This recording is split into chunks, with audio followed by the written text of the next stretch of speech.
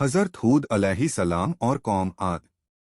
अस्सलामु अलैकुम मोहतरम अजीज दोस्तों, आज हम जानेंगे हज़रत हूद अलैहिस्सलाम का वाक़या। हज़रत हूद अलैहिस्सलाम को कौम आद भी कहा जाता है। कौम आद अहकाफ नाम के एक बस्ती में आबाद थी। अहकाफ अरबी में रेत के टीलों को कहते हैं और ये इलाका समुंदर के किनारे पर था। अल्लाह ताला ने हज़रत हूद अलैहिस्सलाम को आद कौम के लोगों के लिए नबी बनाकर भेजा। वह कौम लंबे कद, चौड़े जिस्म और ताकतों वाली थी।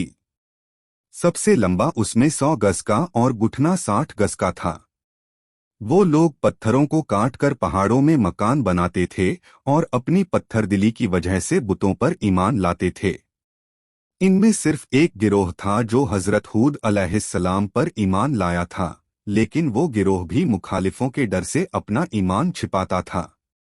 जब हूद अलैहिस्सलाम की नसीहतें हद से ज्यादा हुईं, तब सब मुखालिफीन तकलीफ पहुंचाने के लिए तैयार हो गए। मुसलमानों ने हज़रत हूद अलैहिस्सलाम को इस बात की इत्तिला की। हज़रत हूद ने अल्लाह से उनके लिए बद्दुआ की बारिश रुक गई। नतीजा यह हुआ कि बाग व खेतियां सूखने लगीं। अकाल की सूरत पैदा हो गई। 7 वर्ष तक यह सिलसिला रहा।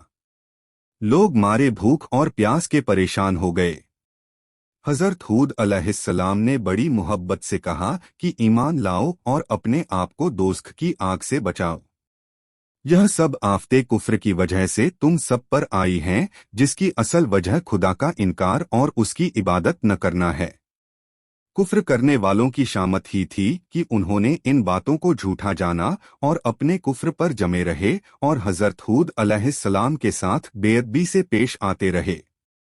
वो लोग यही कहते थे कि ऐ हूद, हम तेरे कहने से अपने बुतों को न छोड़ेंगे और अपने धर्म से मुंह नहीं मोड़ेंगे। उस ज़माने में रस्म थी कि जिन पर बड़ी कठिनाई आती या सामने बड़ी मुहिम होती तो मक्का के हरम में जाकर अल्लाह से दुआ करते थे और दुआ उनकी कबूल होती थी। उन दिनों मक्का में आद कौम के अलावा अमालका कौम रहती थी। इस कौम को मक्का की सरदारी हासिल थी। जब कौमे आद के लोग इन मुसीबतों के शिकार हुए तो सरदारों में से 70 आदमी वहां जाने को तैयार हुए।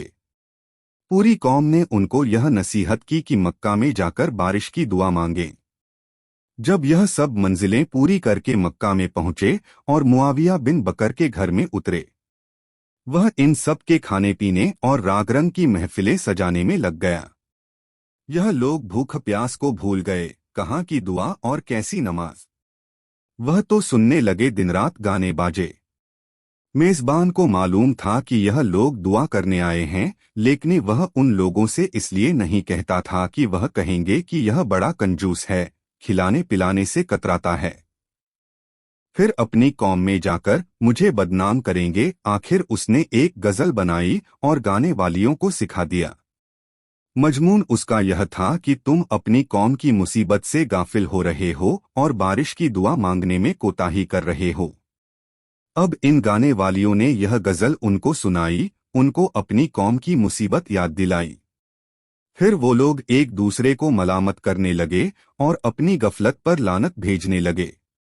जब होश आया तो फिर रात दिन दुआ मांगना शुरू कर दिया और अपनी कुर्बानियों को ज़िब्ह करने का तरीका इस्तेमाल किया। मरसिद बिन मैदान उनमें एक शख्स था जो छिपा हुआ मुसलमान था। वह हज़रत हूद अलैहिस्सलाम पर पूरा ईमान रखता था। वह इन लोगों से बोला, जब तक हज़रत हूद अलैहिस्सलाम पर ईमान नहीं लाओगे तो अपना मकसद कभी पूरा न होगा।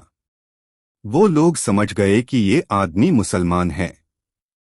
ऐसा ख्याल आते ही उन लोगों ने उस शख्स को अलग कर दिया और अल्लाह के दरबार में दुहाई की। इस मुद्दत में 3 टुकड़े बादल के सफ़ेद, काले और लाल पैदा हुए और इस बादल में से यह आवाज़ आई कि इनमें से एक टुकड़ा अपना लो और इसके बाद अल्लाह के हुक्म का इंतज़ार करो। लोगों ने सफ़ेद व लाल बादल से मुंह मोड़ लिया और काले बादल पर निगाह जमाई कि यह बारिश करेगा। आवाज़ आई कि तुमने काली राख वाला बादल अपनाया है, यह तुम्हारी कौम को नहीं छोड़ेगा और पूरी कौम को राख कर देगा। न बाप बचेगा, न बेटा, न जानवर बचेंगे, न चिड़ियां। अल्लाह ताला ने इस काले बादल को आद पर रवाना किया और हूद अलैहिस्सलाम के मुखालिफों को इस आसमानी बला का निशाना बनाया। जब कौम वालों ने देखा कि काली बदली आई तो उन्होंने खुश होकर धूम मचाई कि इससे हमारी उम्मीदें हरी होंगी और हमारी तमन्नाएं पूरी होंगी। लेकिन यह ख्याल उनका सही नहीं था। इस बादल में अल्लाह का अजाब छिपा हुआ था। यह दुश्मन हजरत हूद अलैहिस्सलाम का मजाक उड़ाया करते थे कि अगर तू सच्चा है तो हमें अल्लाह का अजाब दिखा। चुनाचे अल्लाह का यह अजाब आ ही गया। काले बादल की शक्ल में यह जबरदस्त आंधी थी जो उन्हें तबाह करने के लिए आई थी। जब हजरत हूद अलैहिस्सलाम ने देखा कि अल्लाह अब इस कौम को तबाह ही कर देगा और अजाब आ चुका है, तो अल्लाह के हुक्म के मुताबिक 4000 ईमान वालों को साथ लिया और बस्ती से बाहर निकल आए और थोड़ी दूर पर एक बड़ा सा गोले आकार में लकीर खींची और ईमान वालों से बोले कि यह रेखा जो मैंने अपनी उंगली से गोल गोल बनाई है और अल्लाह के हुक्म से तज को उसमें बिठाया है, तो जो इसमें रहेगा इस अमान आंधी से बचा रहेगा।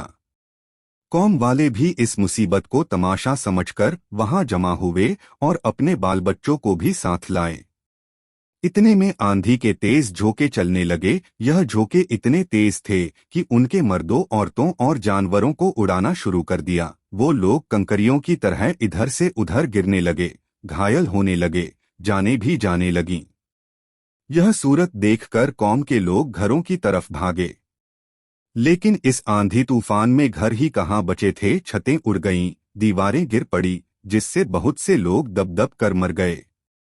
गरज यह कि उनमें से किसी की जान बच न सकी।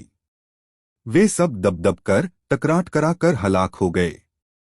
7 दिन तक यह सिलसिला चलता रहा। जब आंधी के झोंके रुके तो मालूम हुआ कि पूरी आबादी तलपट पड़ी है। सिर्फ वही लोग बचे थे जो ईमान वाले थे, इसलिए कि आंधी उन तक आते आते ठंडी हवा बन जाती थी।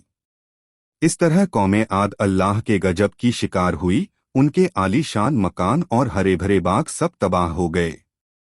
हजरत हूद अलैहिस्सलाम आंधियों के शांत होने के बाद अपने साथियों के साथ बाहर आए और नए सिरे से एक तरफ अपने मकान बनाकर सब रहने लगे। हजरत हूद अलैहिस्सलाम जब 464 साल के हो गए, अल्लाह की तरफ से हुक्म हुआ और मलकुल मौत ने उनकी रूह मुबारक को कब्ज कर लिया। इन्ना लिल्लाही व इन्ना इलैही राजिऊन।